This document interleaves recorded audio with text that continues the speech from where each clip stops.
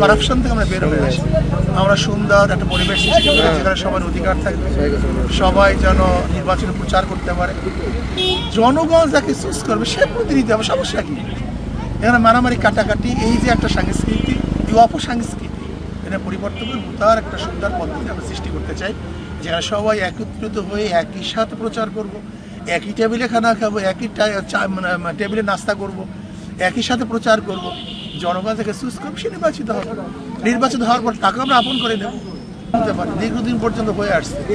কাজে যতক্ষণ পর্যন্ত নির্বাচন হওয়ার পরে সুষ্ঠু নির্বাচন হওয়ার আগ পর্যন্ত ডিক্লারের মেকানিজমও যদি হতে পারে, অর্থাৎ ডিক্লার দেওয়ার আগ পর্যন্ত আমরা সংখ্যামুক্ত নই।